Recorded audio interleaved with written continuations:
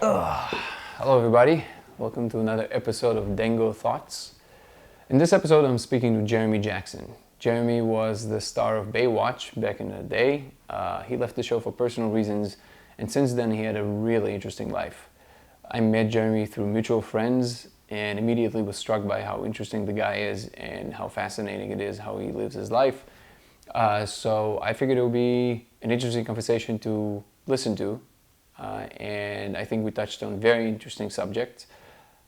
During this episode I had some technical difficulties. Bear with me, it made the camera look a little weird on me at some moments, not that it matters that much, but if you're wondering what's going on, that's what happened. Jeremy was extremely patient during the whole process, which I'm extremely grateful for. Overall, I think that we had a really interesting conversation and we touched on interesting topics. If you have any suggestions as to how to make the show better, both production-wise or maybe how to lead the conversation better, I'm always open for suggestions. You guys can leave it in the comments below. And aside from that, just sit back, enjoy. I hope you like it. And without further ado, I give you a conversation with Jeremy Jackson. Jeremy, how you doing, brother? Excellent, man. I'm really excited and grateful that you agreed to do this. Thanks for having me on this show, man. I was actually very excited about the conversation because one of the things I'm trying to do with the podcast is try and interview people that I think that are interesting, but also have some value in the way that they live their lives.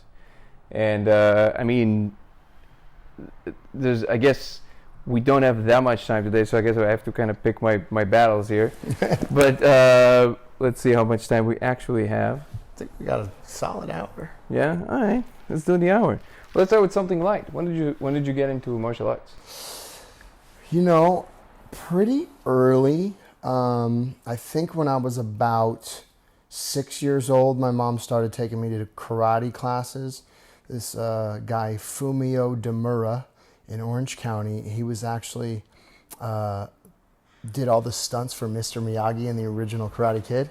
So you know how you always see Mr. Miyagi's, it's only a shadow? Yeah. It was this guy. No fucking way. Yeah. Unfortunately, I didn't really stick with it. I mean, I enjoyed it. You mean karate, like Kyoto Shinkai, or? Was it? It was, I mean, I was pretty young. Karate. You know? It was just karate. Cool. And then I trained for a little while in my teenage years out in like Northridge with Tang Sudo, was Chuck Norris's school. Oh, okay. Some of his black belts. Wow. And that was cool. And you know, back then it was just kind of for discipline and fun. I was you know, all over the place, hyper kid. So my mom took me there. But I got serious about it probably when I was about 30. Yeah. Wow, that's pretty late. Well, I had done some Muay Thai, you know, some kickboxing, some boxing, on and off for years. So you dabbled. I dabbled, but you didn't really like go in until I. And now, of course, you discovered BJJ, and yes, you were a purple belt. Yes, yeah. That's fucking hard, man. Purple belt is respect. Thanks, dude. No, purple belt is respect. And a lot of people don't know this, but in BJJ, it's really hard to advance belts. It's not like you go kind of like most places. You kind of go and they just, you know, year after year they just kind of promote you according to what parents especially pay. In jiu-jitsu, we call those martial arts take more dough. I studied take more dough. You know, because the more you pay, the quicker you get a belt. Yeah. How do you? What's the actual? I don't even know. What's the actual? Like, how do they test you for the purple belt? Because it's not as, I'm assuming it's not nearly as strenuous for black belt, right? Yeah.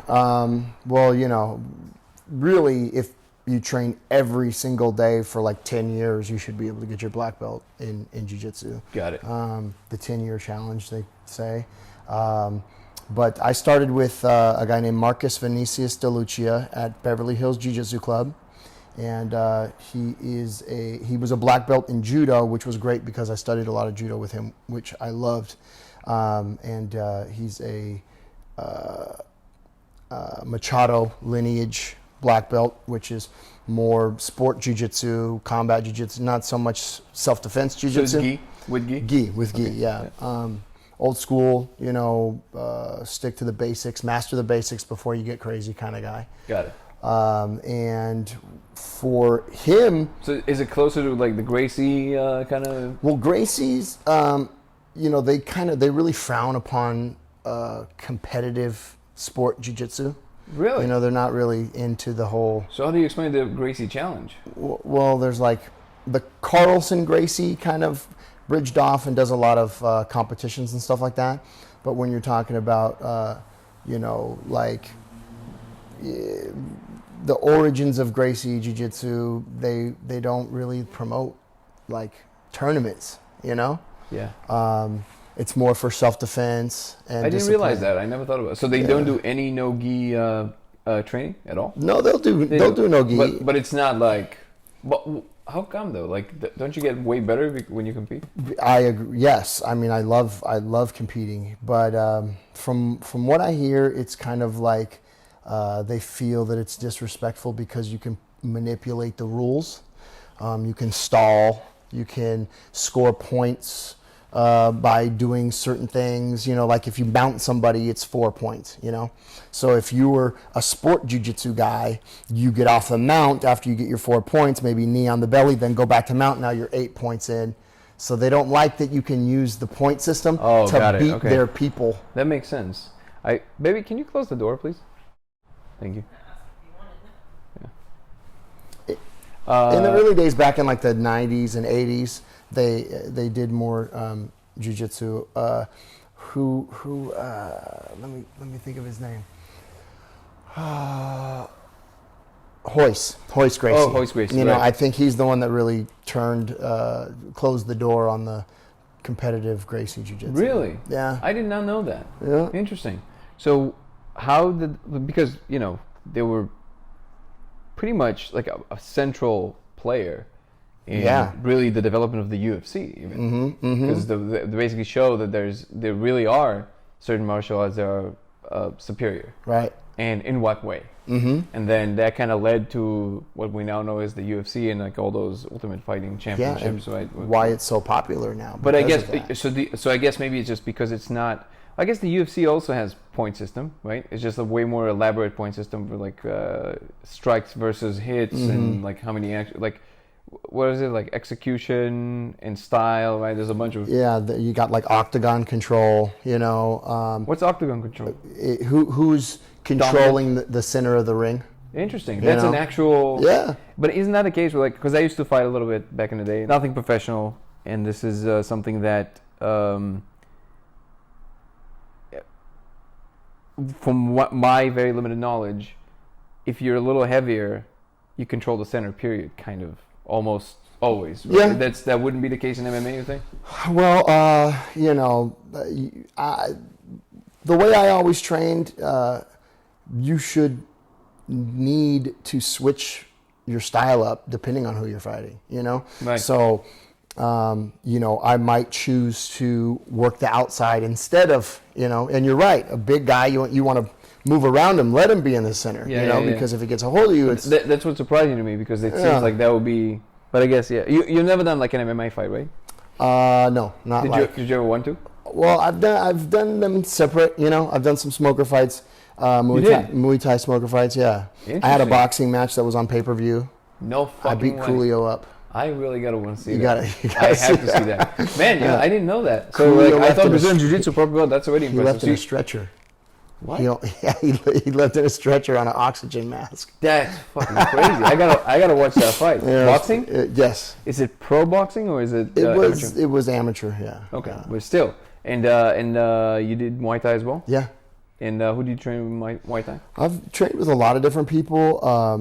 My buddy Peter Thomas, who was he trained with Jerry Petit for some time in Jeet Kune Do and stuff like that. Master Chai for Thai boxing, and who else? I went out with Ken Han, Desert Striking. He's more of a Kempo guy out in Vegas. He was Frank Mir's coach. I did a couple fight camps there. There was an OC kickboxing place that was really good down here, and I'd take Muay Thai down there. Toby Tigerheart Greer, he was a pro guy. I trained with him for a little while. He came from Randy Couture, Extreme Couture training. Yeah. So I actually went through Randy Couture's camp like as if I was getting ready for a pro fight. It was so awesome, dude. It's amazing. Yeah, Kempo is also interesting, but did you ever dabble in that? Or? The turning that fist over and the power that comes. So I trained for like 1 year. I trained in Hapkido. You know, not Haikido, but Hapkido. I've heard of it. Yeah, it's like before. I think I believe it came before Kung Fu. It's like one of the original ones. And the guy who was training that, he was also doing a lot of Kempo, and that was really interesting because it has like it's almost like the dynamic is completely different. Yeah, the way the whole philosophy behind how you want to move. The ligaments, I guess, because that would be more focused on the actual the snap, but so I actually didn't realize that you're that well-rounded of a fighter. That's even that much more respect. No, that's amazing. Yeah, because a lot of people know you from Baywatch, and this is something that because that's a world that when you left that, right, you had a completely different life. I don't actually know that part of your life. Is this something that, because of the amount of fame you gained from that, does that fame kind of follow you till today? Like people are interested in your life as much, and if so, like how did you balance that with the fact that you were, I'm no longer in the show, but I still have this trace of followers because of it. Is this something that you feel like painted your life in a different way? Oh, for sure. I mean, it's that fabric is woven through, whether I like it or not, or good, bad, or indifferent, so it definitely has, affected all interactions and the type of person I'm even allowed to be, That's an interesting point. That's actually really well phrased, like the person that I'm allowed to be, because it really does seem that even though with the whole idea of like just be yourself, it's almost like you're forced to be always the best version of yourself, because unfortunately, even though it's technically, ethically correct to just be yourself kind of thing, but the media is not that forgiving, especially not tabloids. So it seems like maybe like a little bit less of the spotlight because you no longer the show. Maybe it's like it's not as crazy, but still there's things that if you do them, they're on the permanent record of who you are, basically, because that's I never thought about it to that. Like it seems like such a small nuance, but it really does make a giant difference in the way that you think about how you leave your house, I guess. Yeah. Martial arts is something you did throughout, even when you were on before I started acting when I was 6. Well, performance as far as entertainment goes, singing, dancing, comedy skits, lip syncing, costumes, stuff like that, making my own little mock radio shows in my bedroom when I was like 4 years old. So you were a creator. You're always doing that, like obsessively, compulsively, and dance was really what I loved. Really? Yeah. What kind of dance did you do? Well, Michael Jackson was like my idol when I was a kid. Serious here. I did ballet. Actually, Truth Police. Wait, Truth Police. I don't have I don't have that repertoire of the regrets. People talk about regrets. What regrets do you have? If I could do it over again. But if we honestly talked about it, when I was a little kid, I did ballet from a very young age, and my ballet teacher was from Russia. She told my mom, "Your son was born to do ballet. Like, please allow me to take him to Russia. He needs to live there and go to school there. This is what he was born for." And I really loved it. And I had really high arches, and then my arches fell flat. They were so high that they crashed. And that if I could do anything over again, I would love to see what my life would have been like if I had gone to Russia at 3 years old and just been a ballet dancer. It's a tough life, man. I mean, I understand, and you probably have. I know, but it's like I'm not. Couldn't have been any tougher than what I did to myself. I'm pretty sure. I'm convinced that you would have been successful. The thing is that for me, like I always have this.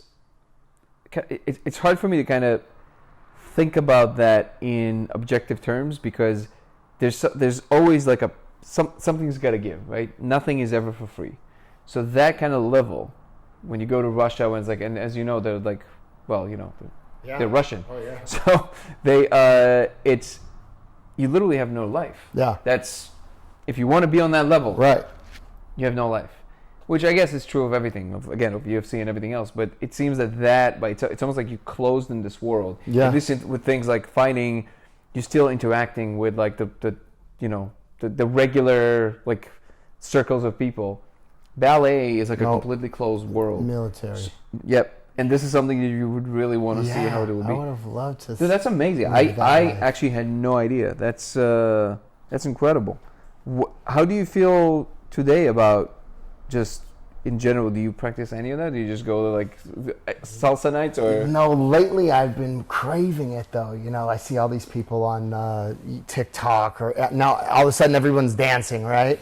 Like everyone's a dancer, and I'm like, man, I crave dance again. I might start. You might see me start posting some dance videos. I would, and I guess it added a lot to your pace in fighting. Yeah. Because rhythm is everything. Right. Yeah, most people don't know this, but rhythm is everything, especially in boxing and.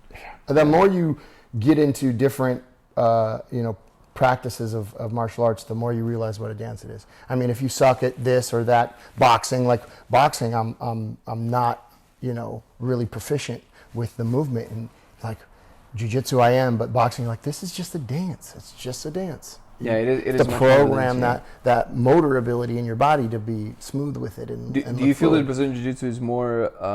Where do you draw the line, like the actual real line between Brazilian Jiu-Jitsu and wrestling? Which, of course, there's a giant difference. But for people who don't know, where would you draw the line? Well, wrestling, you can make people extremely uncomfortable, right?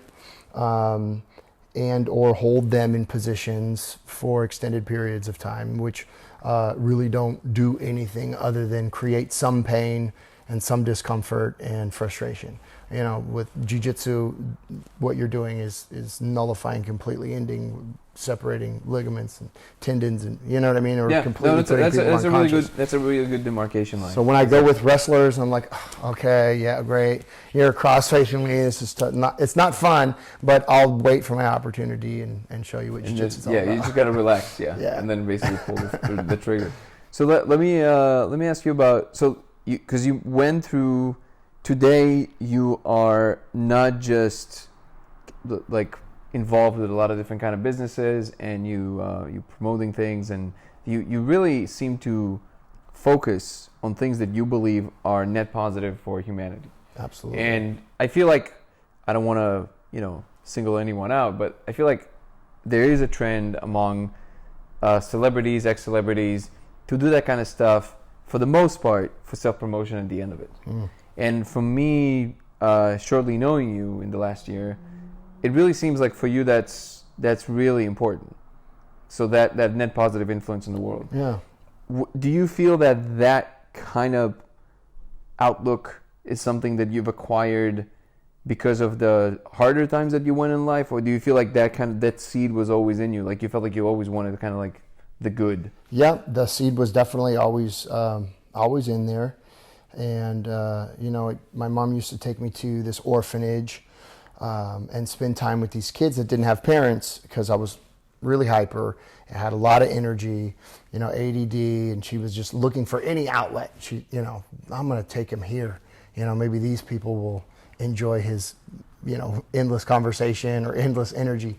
And actually becoming famous and making money by being famous was a tool that I saw that I could take advantage of in order to one day build an orphanage. Like that's why I got into acting. Dude, it sounds like a fucking Disney movie. I was like, no, like if I'm going to get famous so I can make money and open an orphanage, because I don't think these kids were getting the love and the attention that they needed. It was a stale atmosphere, and I wanted to build like this really wonderful atmosphere for these people that didn't have a mom, like I did. That's fucking crazy. I never did it, but it's still time. There's still time, maybe in the future. Yet. And like, I was raised on food stamps and housing. I had a single mom. You guys were like you didn't come from a wealthy family. No. Okay. Yeah, my mom was like estranged from her family because they were hyper Christian, saving for the apocalypse, skirts below your knees. Get home 5 minutes late from school and get a belt whipping, and no movies, no TV kind of stuff. Very, very protected, sheltered life. So when she got pregnant with me, when she was 19, and wasn't married, it was a big, big problem. So she had to kind of go off on her own and raise me. So, we're doing free cheese and rice and standing in line at the church and social workers coming to make sure we were still poor and stuff like that. And yeah, even then I was saving nickels and pennies and everything, or any coins I would find, and I was like giving it to the homeless guys outside of my house. So it was just always something from early on. That's incredible. So how'd you get from that to all of a sudden becoming the star of Baywatch? In order to continue to get the financial aid, my mom had to attend, I think, a certain number of college classes. So she went to a community college, and I remember the daycare there was really fun, very experiential. And on the bulletin board was just child actors wanted. And she ripped off the number. Nobody in my family was in entertainment, and she didn't know anything about it. But she ripped off the number, called them. She saw me singing, dancing all the time in front of people, and she was like, he could probably do that. And I met with that agent, and that agent actually ended up being like legit amazing. She had most of the kids on Full House, most of the kids on Saved by the Bell, like the kid from Lassie. Her daughter was Lonnie O'Grady, who was one of the stars of the show 8 is Enough, back in the 80s, 70s. I actually remember. So Mary O'Grady was her mom, and so that was my first agent. Wow. And then it was just boom, Oh, you just got the gig. Auditions, My mom had this so you had a period in which you auditioned for all kinds of things. Yeah. No. How long was that before you actually got on Baywatch? It took longer than I wanted, but it was pretty quick that I started getting commercials and shit. We did 60 national commercials before Baywatch. Wow. Or 30 national commercials, 30 non-national commercials. Mervyn's, Frosted Mini Wheats, Mattel Color Racers, Mars Bar Candy, all these kind of big things. And I did a couple movies and a couple soap operas. So I was working pretty quick. You became successful pretty quickly. Yeah. But this is something that you already had some experience with. You said with theater or dancing, or just self-taught, man. Self-taught. I saw these people doing it, and I was like, I can do that. I just knew I could do it, and I kind of, like I said with the whole Michael Jackson thing, I envisioned one day that I would have that I would do that. Yeah. And we're talking from a small kid, Yeah. and it really happened, almost identical situations, which is trippy, I mean. Well, it's kind of hard to tell because when you meet, when I met you, you have a very, it's a very poppy, positive vibe, and you always make sure that also the people around you feel comfortable, which is, it's very interesting. It's and I don't know if it's intentional, not intentional, maybe something, the awareness you've created, but you never know because you're already after being a star. So that's usually easy to imagine that the whole gestalt of who you are is already a formulated thing that you're a showman. So you're a showman. So it's natural to assume, okay, that's it's great, it feels great, but if it's now started to seem to me that was kind of from the beginning. Yes. You're just very positive kid, and basically that's also what worked for you in your favor. Yeah, I was always getting in trouble in school. That's all I wanted to do was perform, tell jokes and have a good time. So, I tell people that, I didn't get on TV. I'm not the way I am because I was on TV. I got on TV because of the way I am. You are, yeah. It's NBA players are not tall because they because of the NBA. Yeah. I never thought of it like that. It's exactly well, of course you're tall. You played basketball. Yeah. Nah. No, it's exactly that. Interesting. So, when did you get into the more spiritual things? Was this also early on, or this is something that happened to you a little later on? I've always known there was more than we knew going on. I used to get visited by spirits. Really? Yeah, some Can you tell us a little bit about heavy that? Stuff, dude. Okay.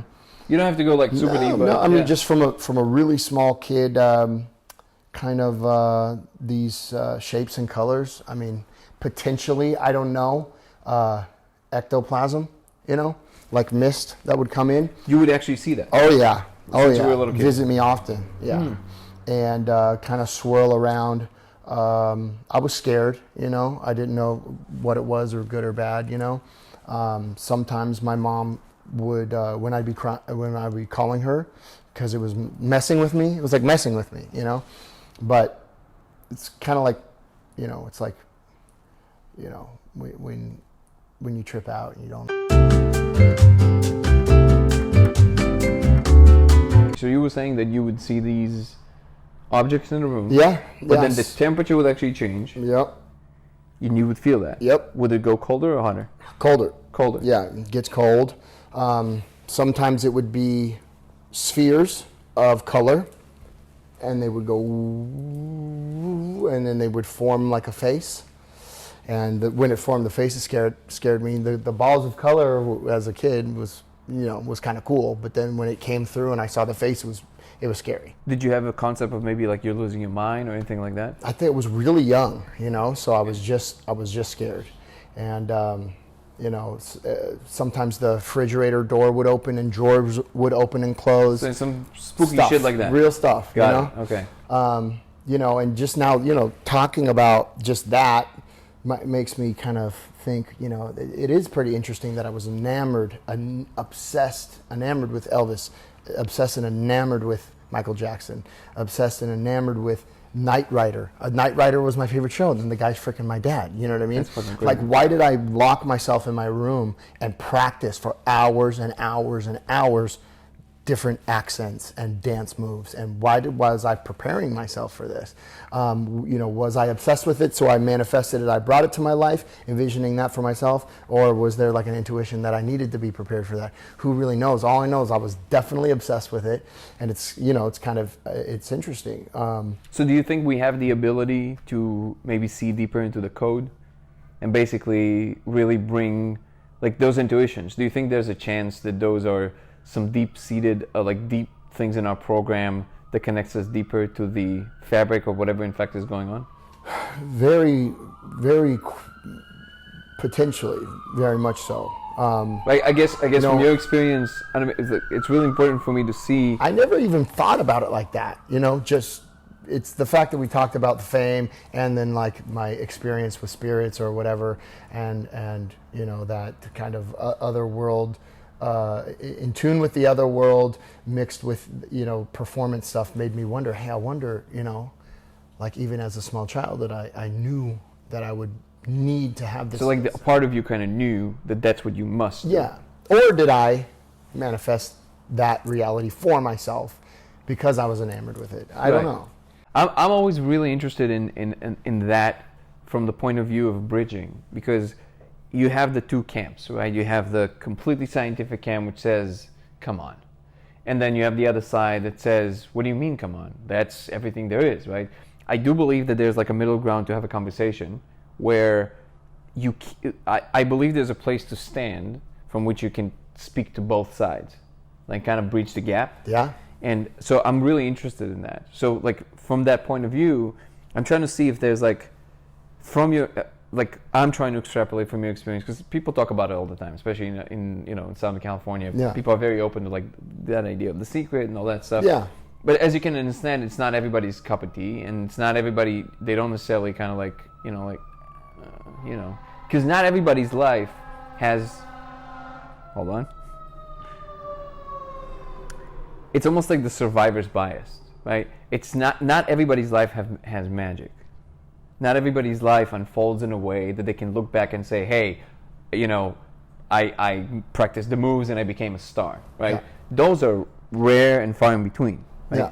But I do believe, me personally, I do believe that there's a mechanism by which you can kind of either know or write the narrative of your code that will unfold in the world in a way that will allow for those possibilities to be more available, maybe. Mm-hmm. It's almost like the way that I see it, it's almost like you know that very overused term, you are the world. Mm-hmm. So like the way that I've had an experience was in which I could kind of see that just realistically, like the way you move your hand, right? So like if you really think about how you're doing this, you have no idea, right? It's a complete mystery. Like, you're like, well, I don't know, I wanted to be here. We're like, cool, but how are you doing that, right? It's like you have no idea.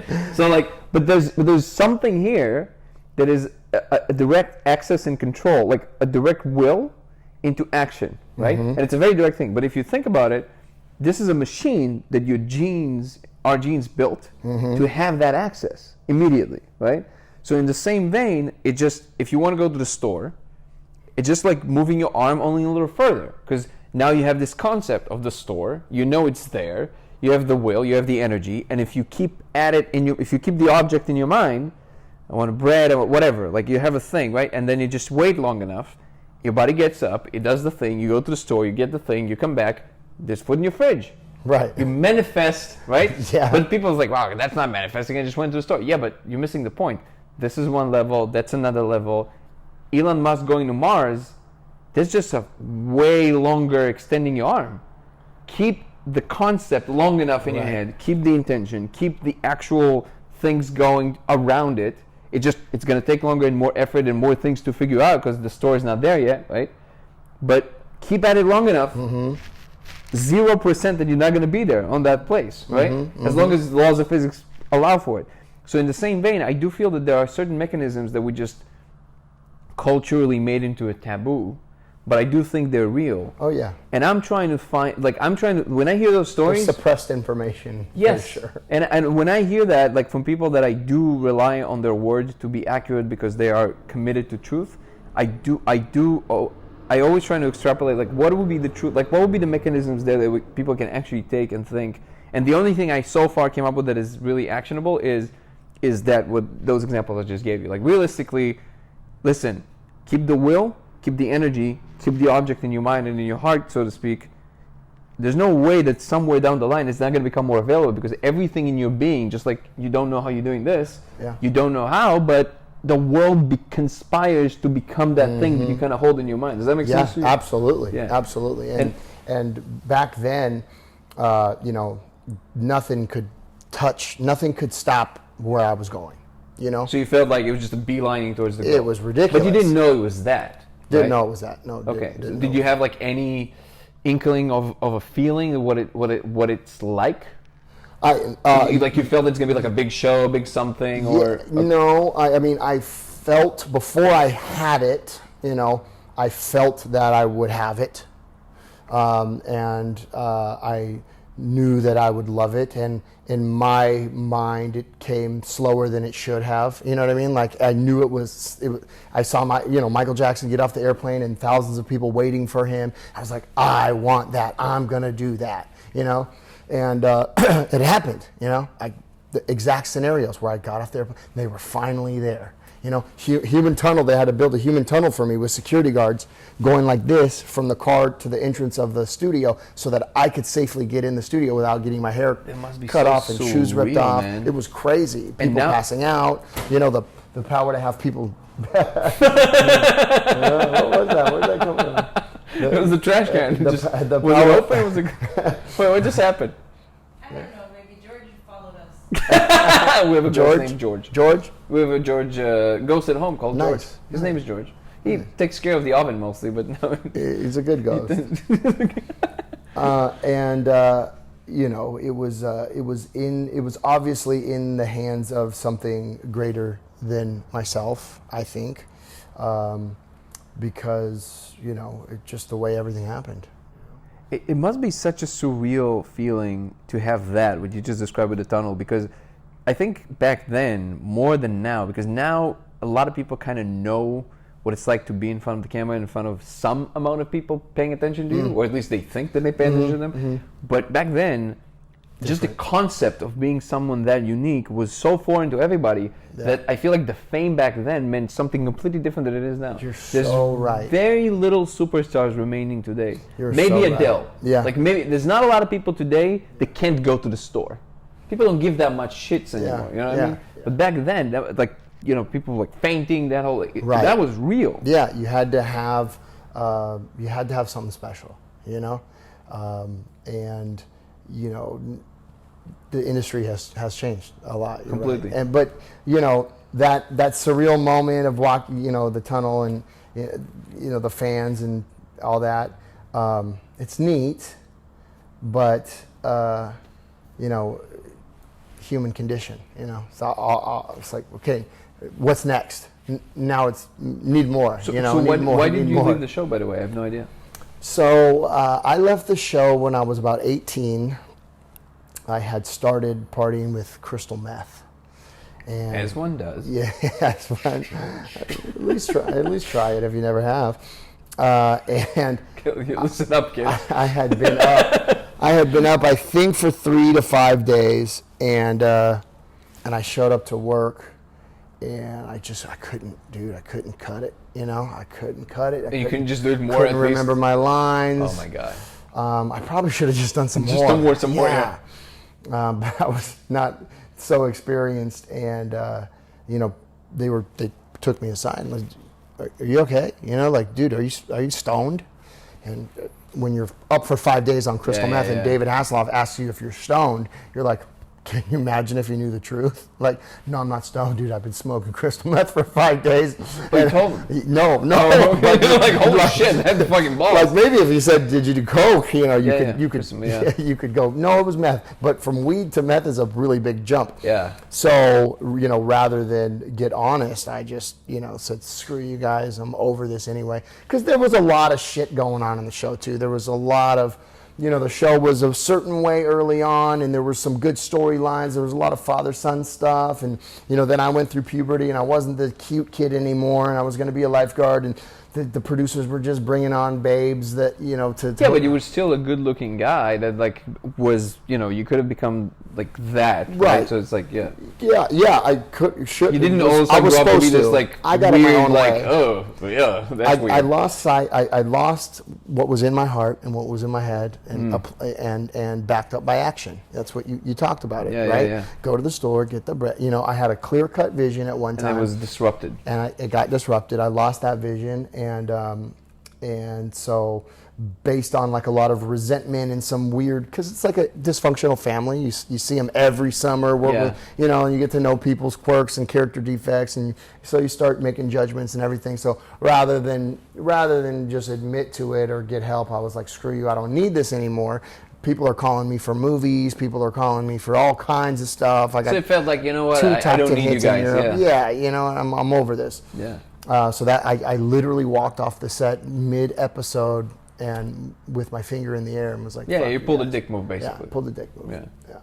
That's, I got to say, like, I actually had, haphazardly, I tried crystal meth. I was a Burning Man, and it was just like the end of like the second day. I was really run down. I was like, you know, I was like, all right, let's just look for some coke or something. Mm-hmm. And somebody's like, oh yeah, I know somebody. Who was like, cool. So we went to a stand and I was like, oh, there you go. I do a line. Yeah. And luckily for me, I only did half of the line because you never know what. And then I was like, we walk out, I feel great, walk around. And so that was snorting, right? I didn't smoke it though. And then I was like, that's really good coke. I was like, that's really fucking good. Try such good coke. And then I kept on walking, and the energy just wouldn't, because, you know, coke is every 20 minutes, 30 minutes. Big I was like, dude, that's, what the fuck's going on? And then it started clicking. I was like, wait a second. And then I asked, and it was like, anyways, we found out it was actually crystal meth. I was awake for like, not 3 days, but a good day and a half. Yeah. Easy. Like, not even, like, I didn't need any more. After already being tired, extra day and a half. It's crazy. Yeah. Like, I don't understand. But also, it's almost like, you know, if they could just develop this without all the side effects after. Right. Exactly. Like, without the actual disruption of the system. I know. I tried. I spent a lot of time. Yeah, I was getting IVs. I'd be in the party. I got somebody coming to bring me an IV, you know, so because you can't hydrate. Oh my God. It pushes water out of you. There's no matter no matter how much minerals you drink, I'd get IVs. So you would go that far? Oh yeah. That's crazy. That is insane. You can't hack that one. It feels like that's the one thing. You know, in Judaism, there's this thing called.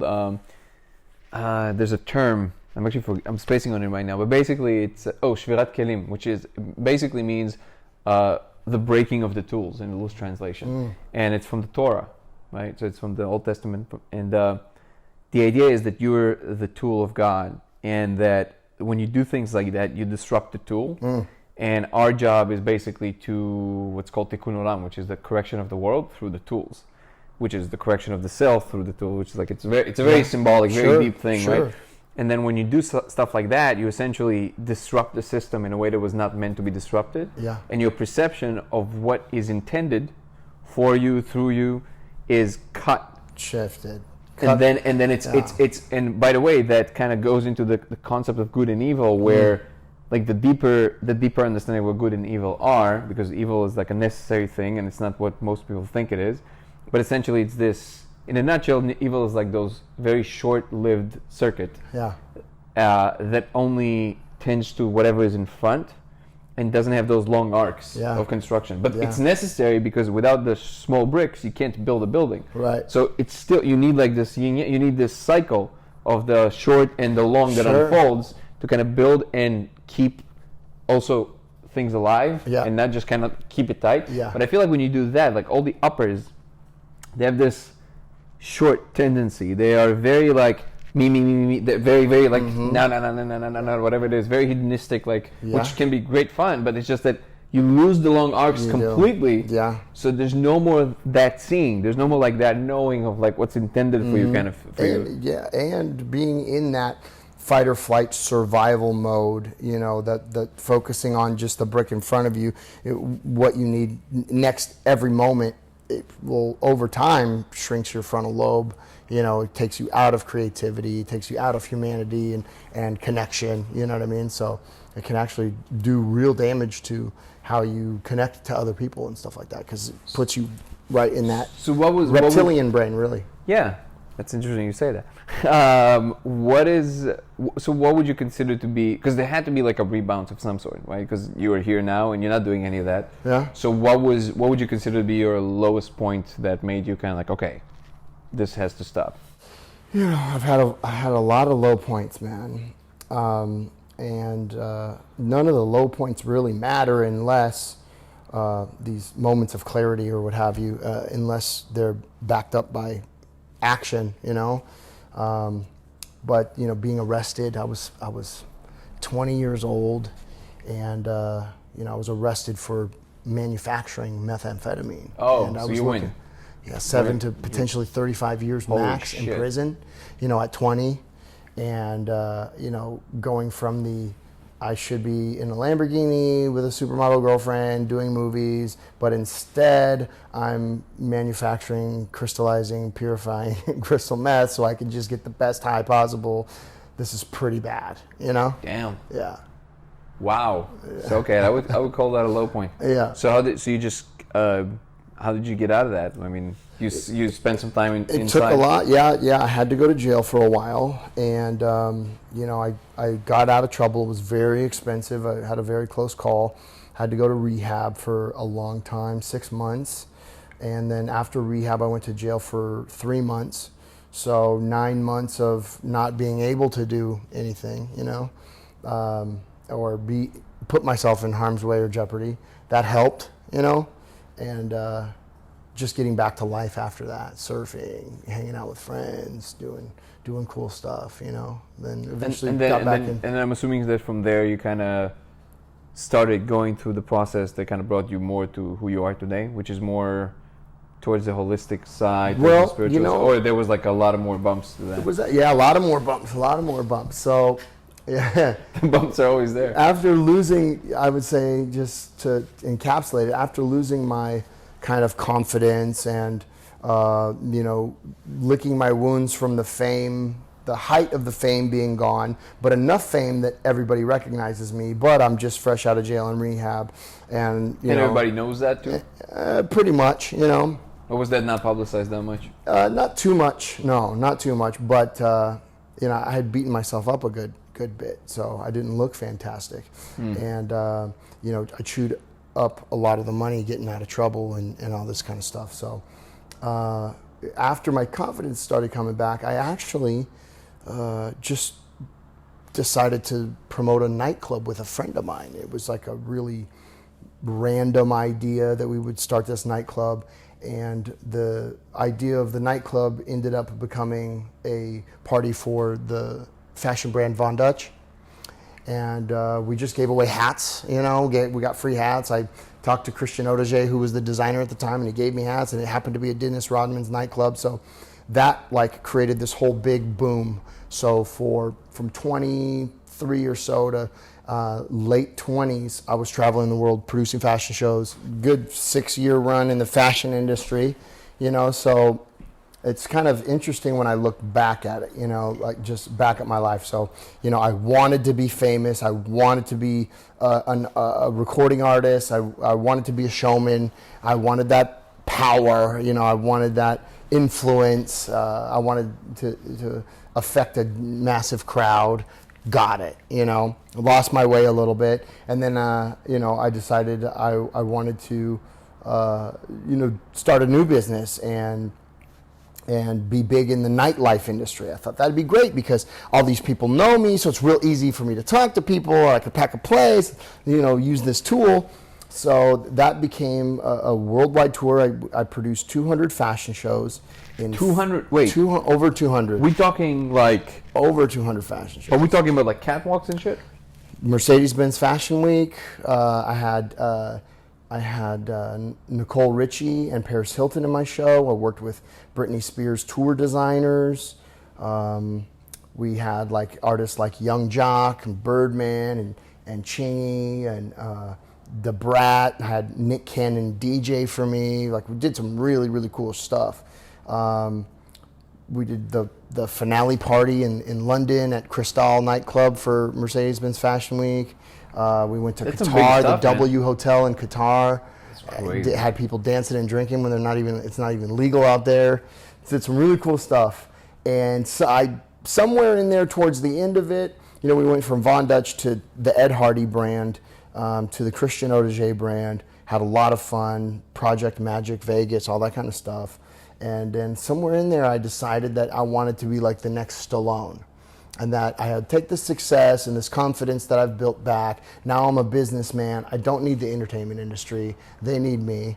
And so I decided to really that's when I really started to get into nutrition, diet, biohacking, and bodybuilding and jiu-jitsu. So I really don't like to run, and do cardio. So I just thought I'll do martial arts as my cardio, and then I can do my strength training and powerlifting and all that kind of stuff. That's a great compromise. Yeah, and a good way to stay, functional. Yeah, very functional. So that was like a whole chapter. I ended up getting on the cover of bodybuilding magazines and winning all these jiu-jitsu tournaments and stuff like that. That's how I got my purple belt. So you've competed. Yeah, I actually got my blue belt before I should have. Because I won all the biggest tournaments. I beat everybody at white belt, and people were starting to think that I was far more advanced than I was. And they were calling me a sandbagger, oh, that kid should be a blue belt. But I actually hadn't been in jiu-jitsu long enough to normally get it, But I got my blue belt, and that's how I got my purple belt also. Did you go to competitions in Brazil and that whole thing? No, but, the Pan Ams, which is, I beat guys that flew in from Brazil, to beat me. Yeah. Gosh, that's such an experience, man. When you're just that is really impressive. Guy's got tape on cauliflower ear, patches, sponsors, and he's speaking in Portuguese. You're like, oh no, this guy's got to know way more than me. You know what I mean? Yeah. This is his life. He's freaking probably, And then you win. You're like, holy crap! I guess I belong in this sport. Same thing at blue belt. I won the Pan Ams and the Worlds. Those are the main ones, You took first places. Yeah. That's amazing. So then that's why I got my purple belt. That's incredible. Yeah. So how long do you have, 3 years, 4 years? On the mat for real, 5 years. But I've been doing it for a little over 7, close to 8, because I had a couple of years where I was out with pretty bad knee stuff. How far do you feel like you're from a black belt? Because you're not stopping, right? I love it too much, Yeah. It's in my blood now. It's in my spirit now. That must be a moment. Becoming a black belt was never even my goal. No, I know, but it must be such a. You always see it, you see, the famous video where Joe Rogan gets his black belt and Lex Friedman. It's always a very emotional. Oh yeah. It's always a very emotional. Who's that video with the UFC fighter? Ilwani, the style bender. Was this that right after the fight? Somebody played. That different one. Who And he started crying. Yeah, and it wasn't because of course. the winning. It was because of the black belt. Of course. It's like- I remember when John what I'm Jones talking Bones about, got right? his. I think he's got his purple belt in the ring too. No, there was I don't know, but that video is like It was a a black black belt. I belt. forget who it was though. It's a forget, too. that to me kind of like that was like, you know, that's proof positive how Mm-hmm. like how difficult it is and how like a Yeah. UFC fighter wins a title and he starts crying because of the black belt that Right. he fucking gets, not Right. because of the fucking Yeah, title. it's not easy. You know? Yeah, it's amazing.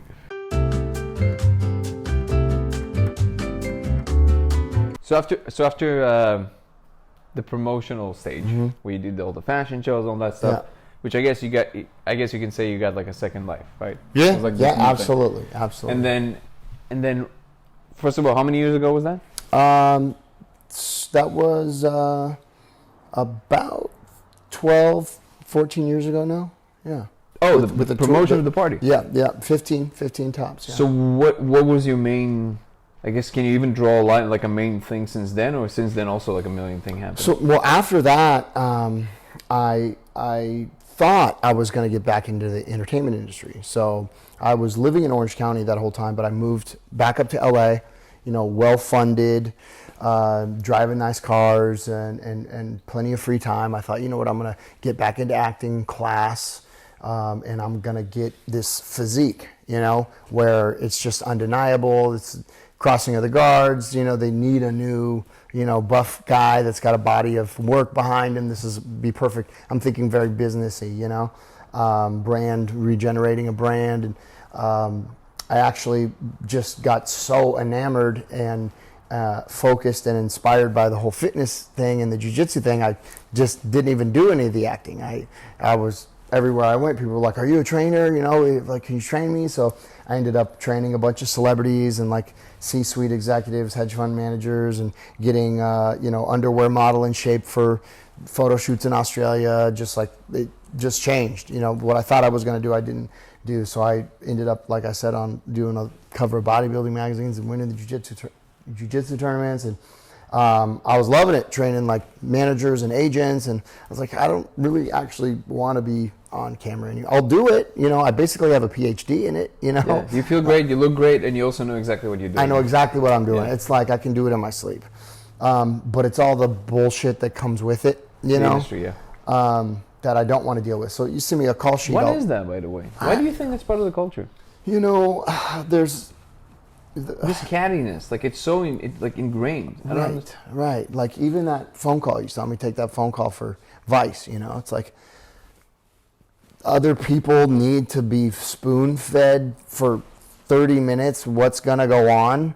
Like, just call me and we'll do it. You know, like I don't need another call, you know, and like, But do you think that maybe, and we don't have to spend too much time on it, but it's really weird to me because it's like, it seems like it's a constant thing in the industry. Yeah. Do you think it's because that you always have to handle talent, celebrities who are really sensitive?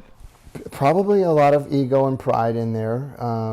Also, you know, a lot of money riding on it, you know, production crew. That's a good point. You know, That's it's a probably big what deal, it is. Yeah, you don't want to timeline. fuck up something for some billionaire who will make sure you will never work in this town again. Right. Yeah, that's probably what it is. So for me specifically, when I was getting back into it, I noticed so many people want it so bad.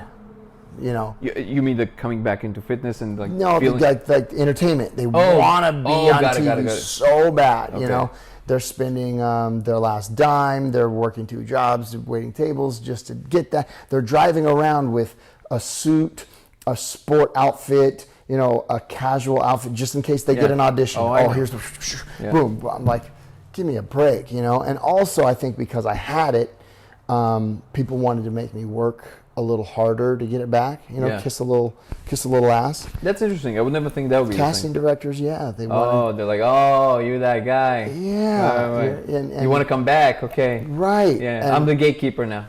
yeah. Yeah. And I guess I was supposed to like beg and plead. I was kind of aloof about it or whatever, and they thought I didn't care. I didn't want it. I don't really know, but it's too convoluted for me to bother with. You feel like they cut and dry. wanted to see more, like, oh, please give it to me, kind of thing. I don't know, but I would, like, my agent would say, you know, they said he seemed like he didn't want it. Huh. So like even if you would get it, it wouldn't give us 100% kind of thing. I don't know. I really don't know. And why bother trying to figure out what the heck other people definitely are thinking? not. You know? And plus, it feels like you're already in a place in which you know what you like, and this is something that you're really passionate about. Yeah, I got really passionate about that. So yeah, it leads me towards the main thing I guess I wanted to ask you about. Well, not necessarily, but it's definitely one of the main things I was really interested in.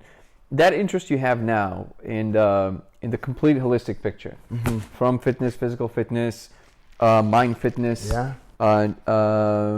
nootropics, health, nutrition, of course, and of course the good old DMT molecule, and you also do breath work. Breath work, breath work. And this is something that you do. I actually did one of your sessions, and it's incredible. I cramped up like a fucking shrimp. It was fucking hilarious. Yeah. What is that? Is that just oxygen fucking pumping through your thing? You know, it's weird because you said it happened before to people. It happens. It doesn't happen to everybody, and it doesn't always happen. You can actually work through that, you know. But the guy who I trained under, David Elliott, for a year straight to become certified. You know. Oh, you actually certified? Oh, yeah. I did not know this. Okay. Certified private chef, breathwork meditation, certified personal trainer, raw functional trainings, a lot of that animal movement stuff we did. Certified drug and alcohol counselor.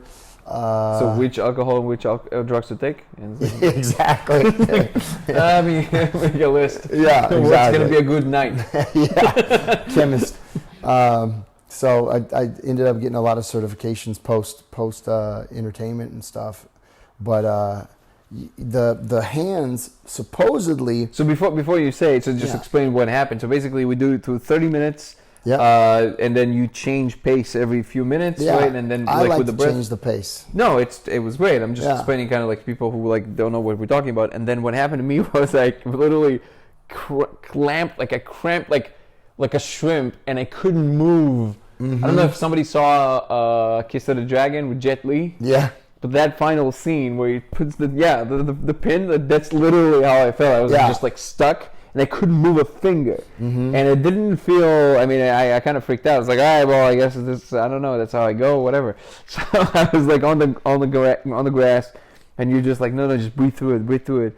So that's the thing I'm asking you about. Yeah.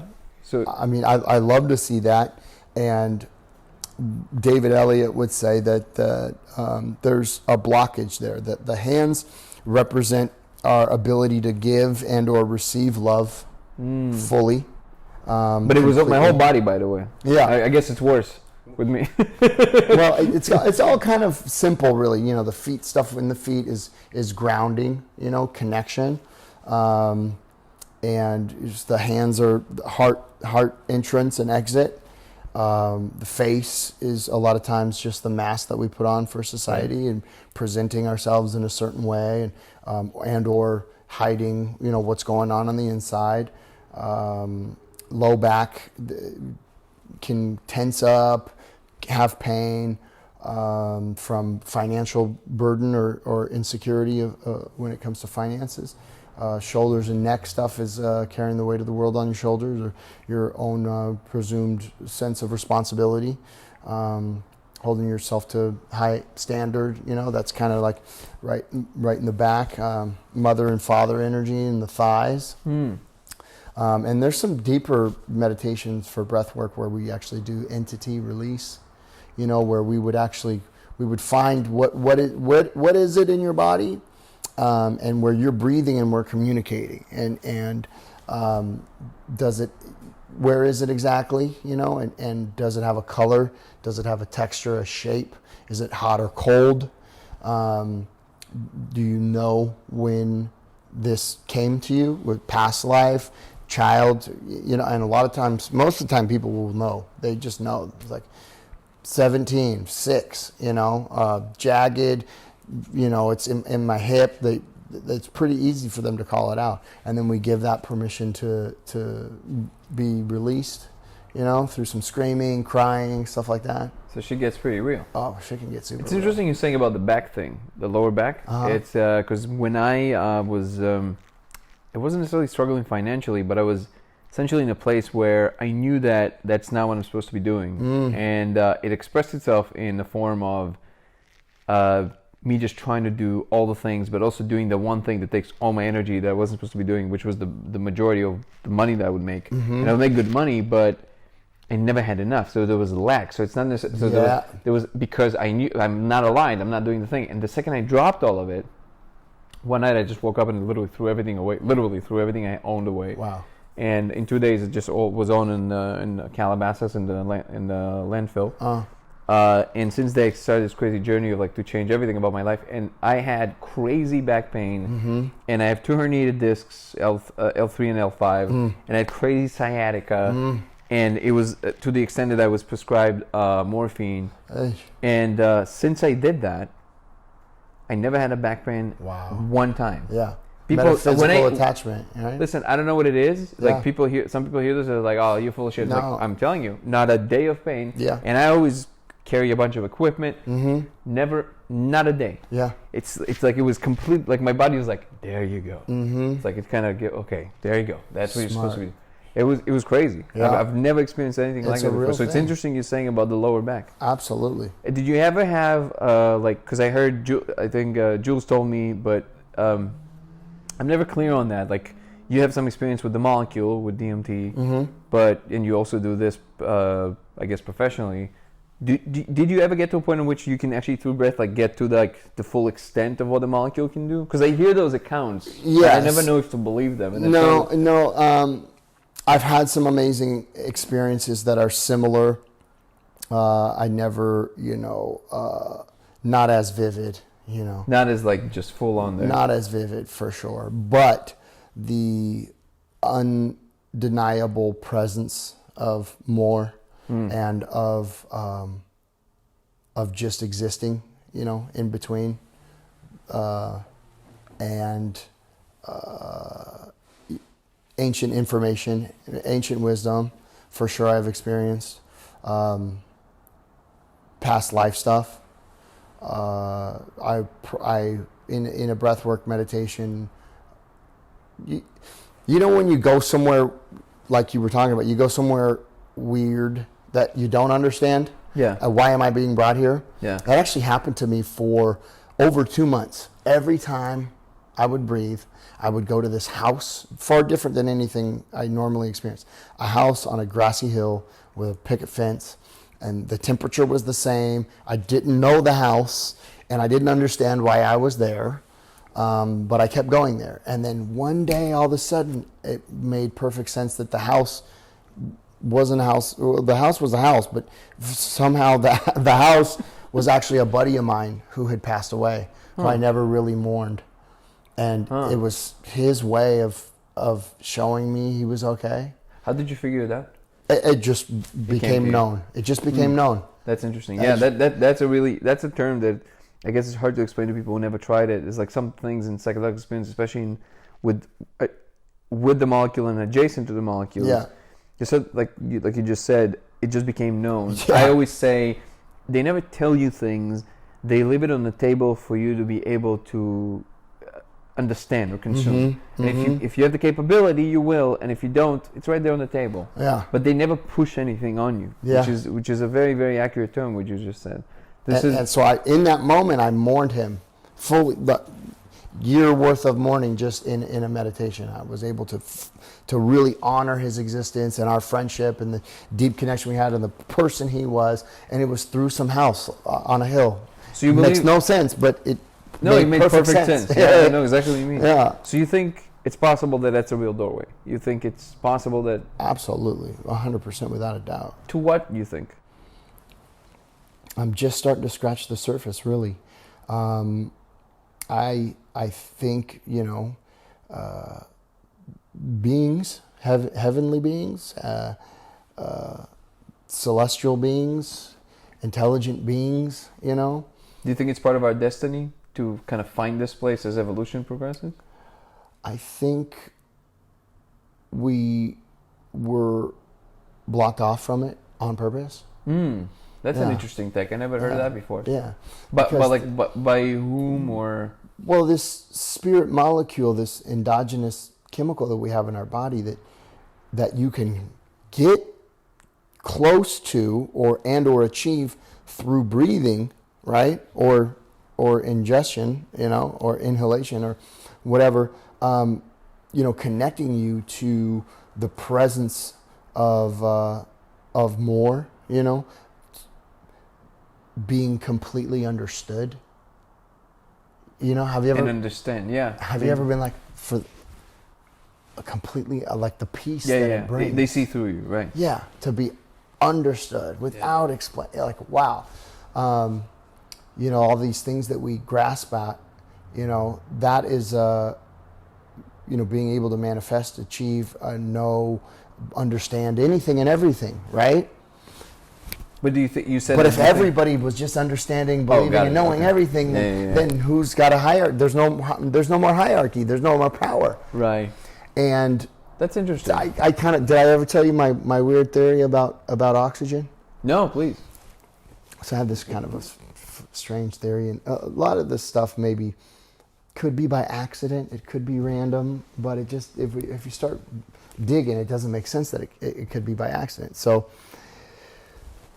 if you can create an absence of carbon dioxide in your blood and hyperoxygenation through breathing, and have this God experience, have this...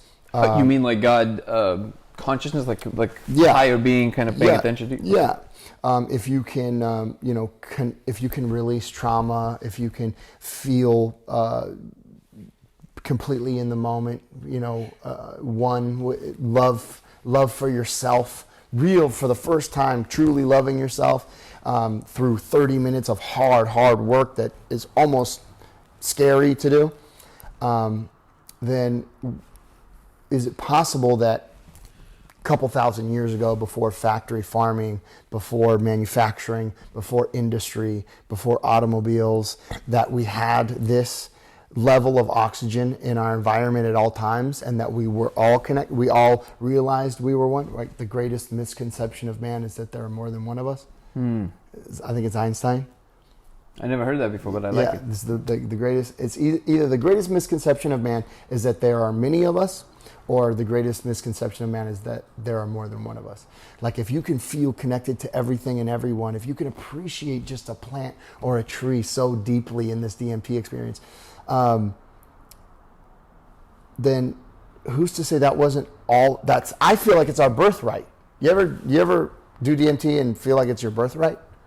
Yeah, well, for me, and I want you to actually continue with your story because it's fascinating, but shortly, for me, the DMT experience it varies a lot, and recently it's been very, very specific, as I actually told you. But it definitely feels like it's part of the constituents of what we are. But I never thought about it in the way that you're just describing, which is like, what if we had those oxygen levels in the air back then? Which actually, so that would also explain a lot why pressure tanks work, like oxygen pressure tanks. Healing, yeah. It's crazy how much difference it makes, and a pro athlete's been doing it for decades, and now people start discovering it. Yeah, exactly. Yeah, killing bacteria. And this is me actually asking. I'm not throwing a monkey wrench. We don't have a way to know oxygen levels in the air at certain times through like whatever is in the strata, like whatever is in the. I don't know. I'm asking. I don't know what I do. I mean, like, plants turn carbon dioxide into oxygen. Isn't that right? Mm-hmm. And cars, factories, all this, methane gas. Yeah, so it lowers the amount of what's available. Yeah, there's so much carbon dioxide. What was putting carbon dioxide into our atmosphere before all this crap? Right. Nothing, I don't think.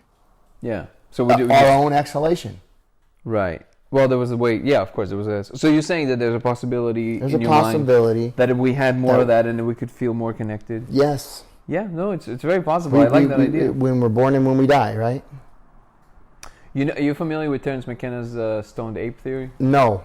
Tell me about it. So, in the short thing is that his theory kind of maps on almost perfectly on the trajectory of the development of prefrontal cortex for human beings, which, as you know, developed in evolutionary terms in crazy time, right? So it's like in like a million years, our prefrontal cortex is just like doubled in size, right? Something that makes no sense evolutionary. And or I think I should actually look it up, but it was either a million years or maybe even in a very short period of like 200,000 years. I'm not really sure. We should look it up. But the theory is that when people, there were barely people back then, when the first things that were about to become us started climbing off the trees, and those areas became savannas, they had to adapt, and they had to play with new foods. And there was a lot of wild cows back then, and as you know, mushrooms grow in cow dough. Mm-hmm.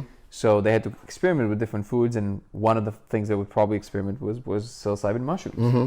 And what it does is three things. In low doses, it amps up your visual acuity, Mm-hmm. which makes you a better hunter. Right. So natural selection will favor you. Mm-hmm. In higher doses, it makes you way more sexually active, which, once again, natural selection will favor you. Right. And in the higher doses, even more, it expands your ability to basically perceive higher order of organization, Right. like much more abstract thinking, right? So Yeah. like maybe a more complex language was actually born from just grunts back then, Right.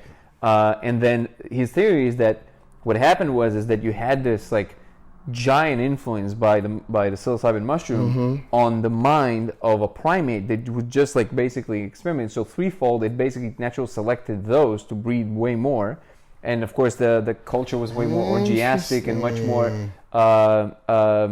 not so monogamous, because it's way less about owning. So Sure. literally it takes a village, right? So you didn't even know whose child belongs to whom, kind of thing. Sure. And but then what happened was, and this is kind of like the novelty of the theory, where there became too many of them, and then the mushrooms became way less available. You had to preserve them, and back then there was no real way to preserve aside from maybe in honey. Sure. And what happens to honey when it ferments? Becomes mead, Mead. beer made out of Oh. honey. Okay. Yeah. Yeah. So Yeah. it's the Yeah. first alcohol. Oh yeah. And when you add all the extra abilities now, Yeah. Alcohol. With fucked us alcohol- up bad. we basically Declined. went into history, what we now call history. That's basically the theory, basically, and it amped up the very primate thing of like the male dominant, Right, like, right. and it just jacked it all the way up, and then it was, Alcohol. it's a really fucked interesting, yeah. So it kind of along those lines, where in this case it was a plant or a mushroom in this case, not a plant, but in your case you're saying maybe it's possible that there's different levels of oxygen could have actually made a completely different kind of human, because the general perception was much more of a we kind of thing. Yeah. It just like, I guess we have to look at like actual events. It seems like people were pretty wild back then too. Right. Another interesting story about alcohol. So like in 10% of the world's population across the globe, 10 or a little less, there exists what science calls the warrior gene, okay, or the addict alcoholic gene. This is it's found in the amygdala.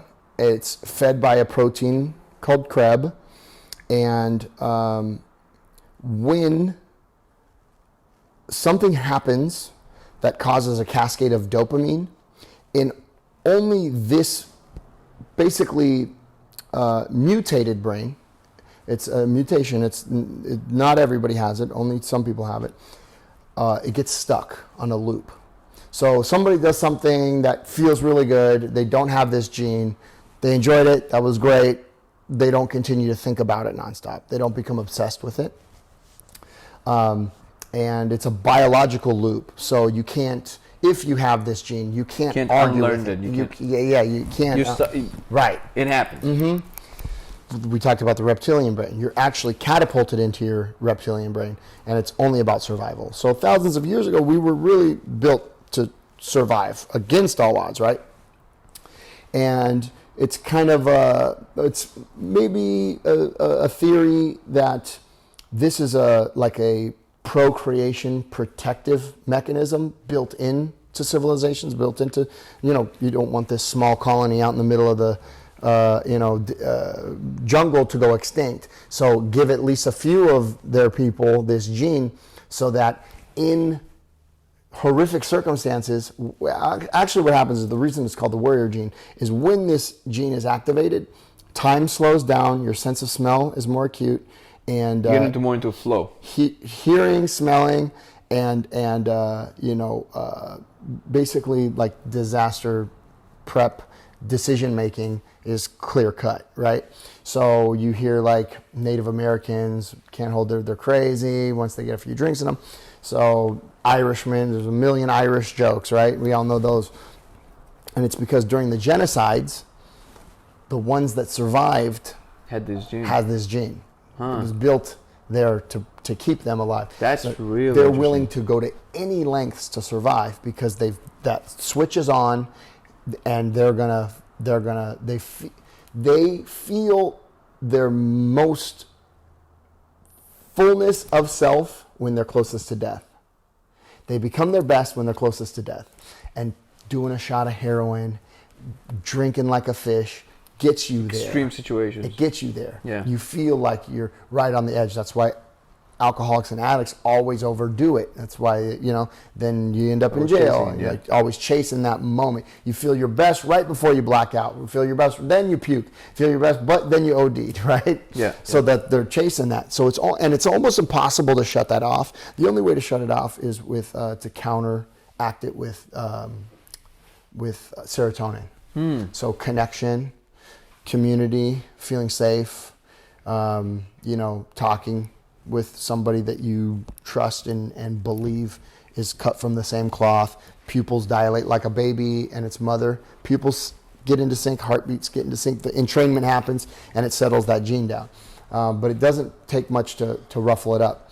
And it's just interesting that you mentioned the beer because, that gene, if there's no alcohol, or drugs, is an amazing thing. And I have that gene. That's why when I did meth or coke or any ecstasy, it all is it always only on or off, or it has degrees? It wants to be on. It wants its full degree. I'm asking because I wonder if I have that gene, because I always also, like, whenever I would do whatever it is, like experiences, and like I would always go like full blown. Really, really full blown all the way in. Yeah. And that's where I feel the most alive.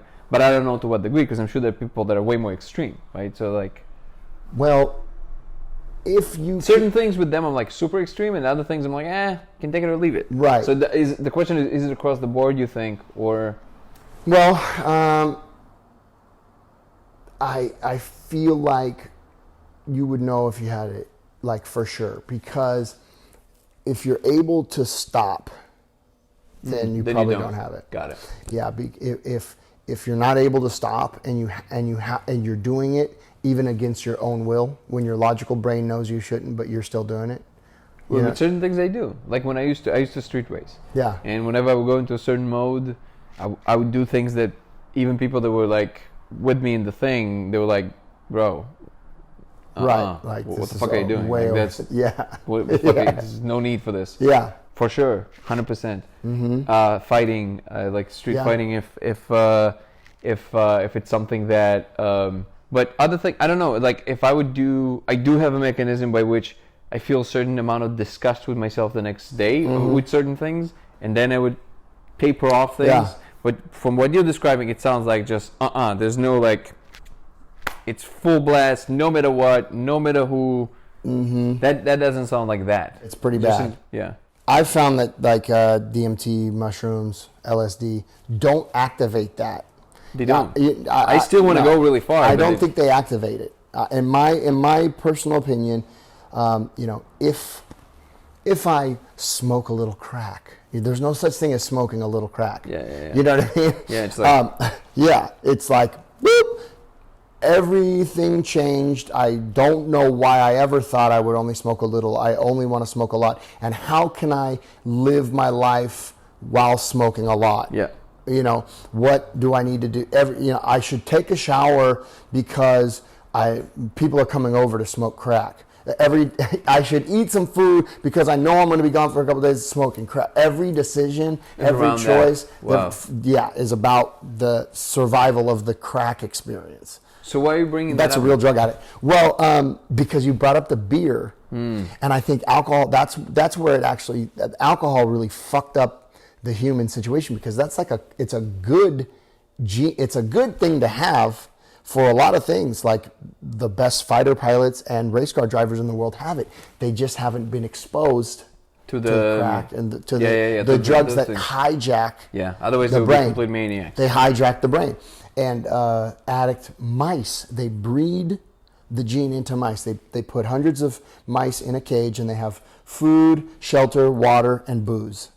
And the 5 out of the 100, or the 10 out of the 100 that go to the booze and stay at the booze, they grab those, breed them, and then they take their offspring, and they continue to do that until 100%.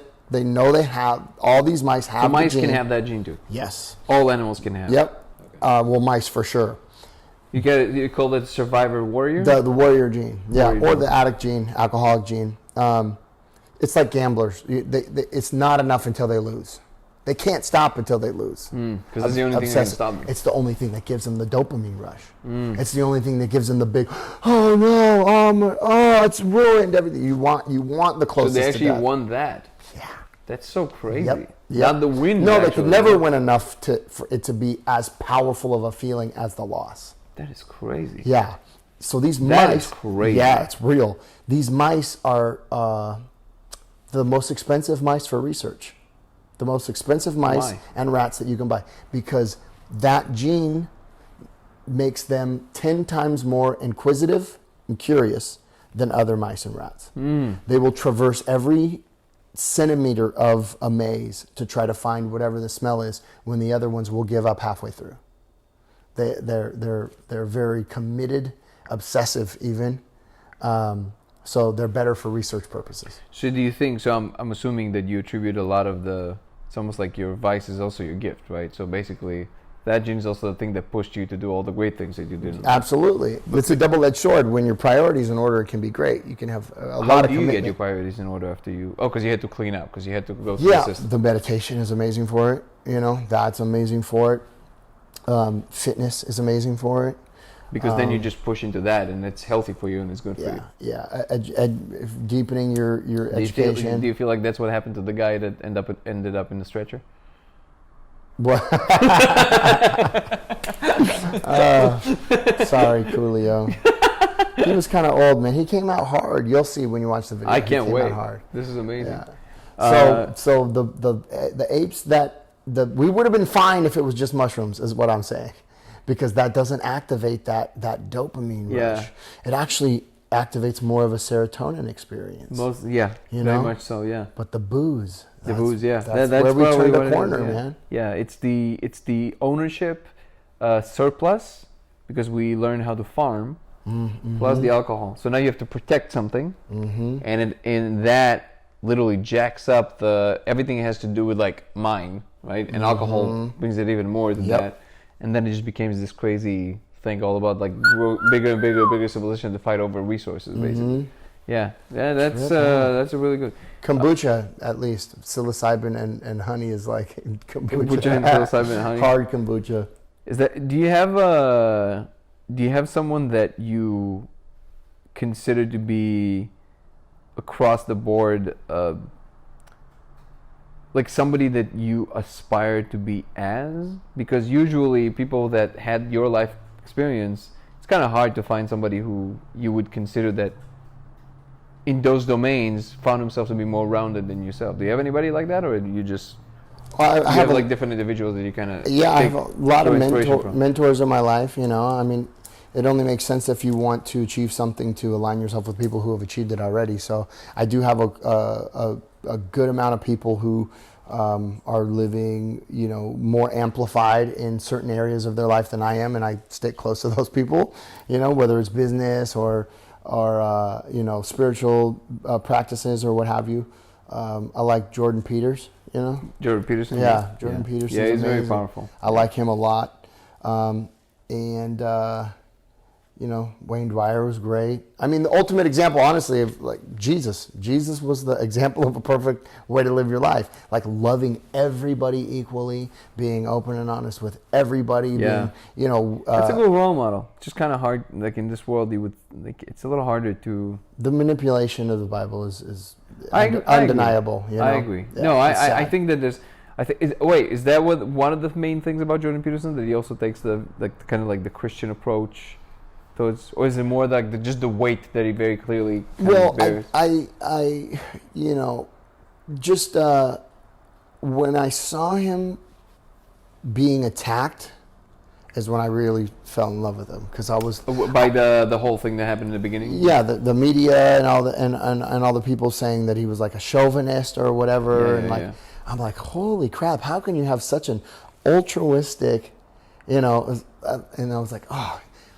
I'm glad, because no matter how hard you try or how pure your motives are, you're still going to be castrated, there right? was a lot of catharsis there. It's crazy. Yeah, it is crazy. What I really do, it's a. I mean, we can do a whole podcast about it separately, but it really does blow my mind what happened to the world now. It's like, it really feels like people lost their minds. Mm-hmm. This whole purification, everything has to be super PC, super. I mean, people talk about this ad nauseum. I'm definitely not the first one to say it, but it really does. But I really sometimes you can kind of sit and say, hey, okay, it's crazy, but those people must have some reason that I should be able to understand. Mm-hmm. I can't wrap my hand around what's going on right now. People are trying to be ultra, pure, I guess. Everything has to be completely dialed into the exact channel that they want to hear, and it can't be anything else. Yeah, unless they decide different the next day, and don't challenge them on it, because then that's breaking the rules. Yeah, And I guess, first of all, again thank you so much for doing this. My pleasure, I'm crazy grateful for you taking. I know you're super busy all the time, and I would love to do this again. But there's one last thing I do want to ask you about, because we kind of touched on that. Yeah. And actually, that's the one thing that I found that we don't necessarily fully agree on, which is, to me, the most fascinating thing to explore. So, just in short, what you kind of voiced some concern about some of the stuff, for example, around the vaccine. But it doesn't have to be necessarily that. Mm-hmm. It's just, in general, the mistrust in whatever the most powerful might have in mind. Mm-hmm. When they have the capability to do whatever, right? Mm-hmm. So, can you talk a little bit about your take on that? Do you believe that there are those motives that are operating on a grand scale? Mm-hmm. Yeah, I've traveled the world quite a bit. I've met some pretty powerful people. I've been somewhat powerful myself. I see greatness in others, and in my opinion, the mentality, the fortitude, and the commitment that it takes to be like a billionaire, to have that much power, influence, control, you really actually have to have a certain set of crazy. You know what I mean? A certain set of not good crazy, not fun crazy, us crazy, bad crazy. You mean control freak, kind of really want to control everything kind of thing? Sadistic, selfish. So psychopathic. Yeah, maniacal type. So I really wouldn't give our best interest to anybody who's running the show. Because in order to run the show, they got handed a very specific set of There's defects. a reason why they're up there. Yeah, and this with all the the child sex trafficking and the spirit soup, adrenochrome. I really, it makes sense. It just. Yeah, anything that can happen will happen, But in a certain period of time. So for me, some of it makes sense, some of it makes less sense. and I think each case, I look at it case by case.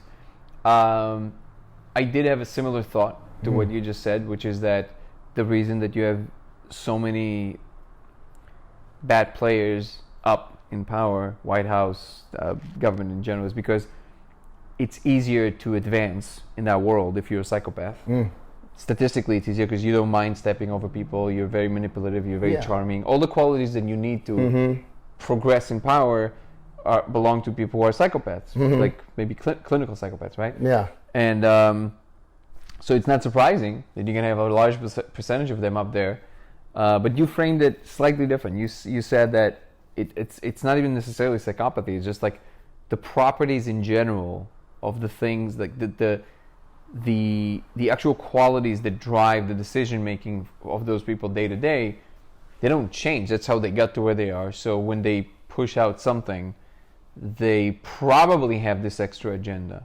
I guess for me, the only thing I'm struggling with that concept is that, well, first of all, it's not always. Like we gave Elon Musk as an example of somebody who's very powerful, but really doesn't have, money is not his main interest. It's just the advancement of technology and actually the betterment of the things that he's trying to make better, right?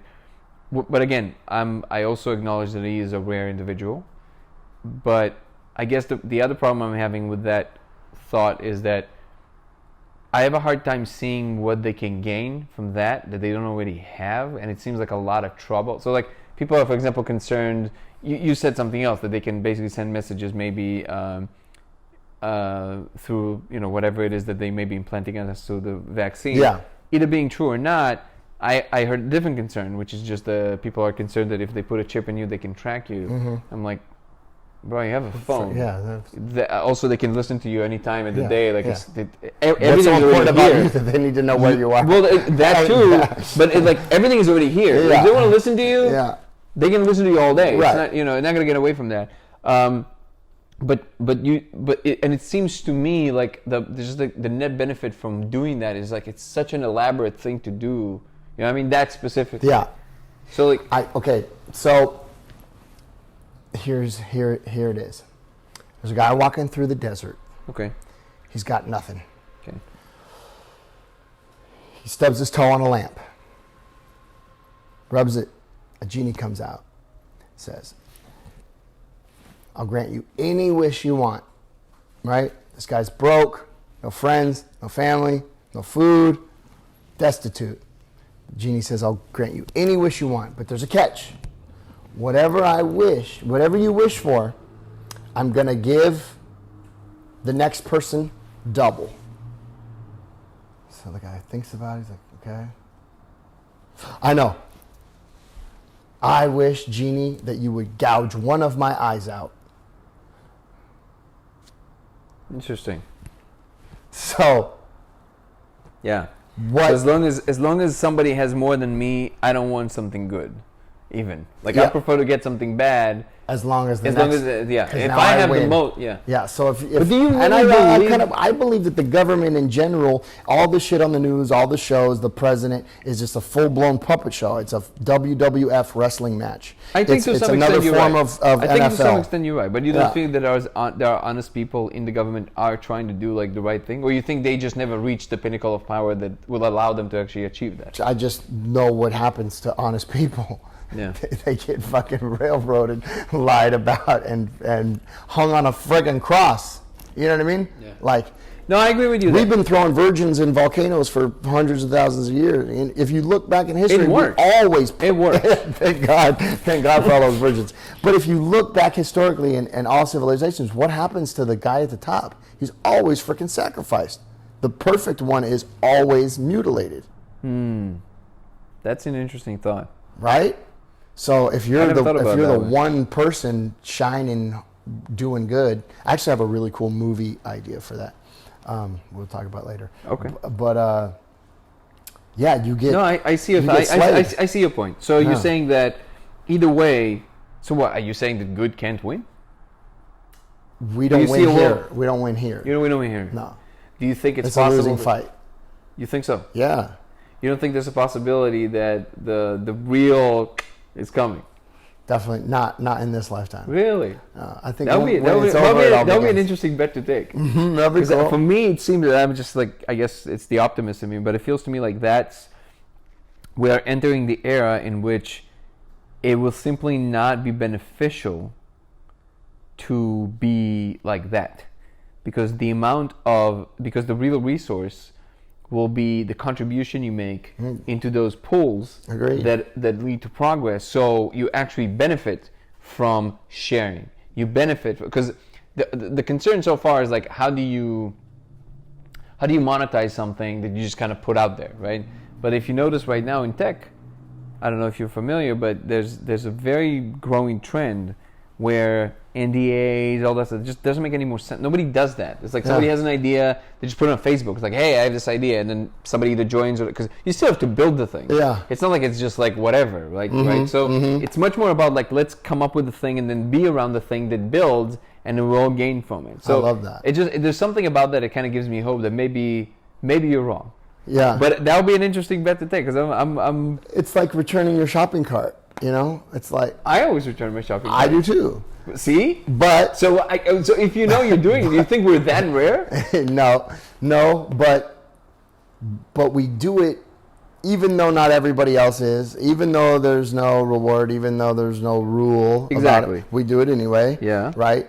And even though we're not going to win in this life, even though the real win, we'll say the real win doesn't come here, even though it's probably like not necessary, and because the majority isn't, we still do it. And that's why we still try to do our best. That's how we still try to love, still try to give, still try to seek. That's why we seek. That's why that's why we're so hungry to know more.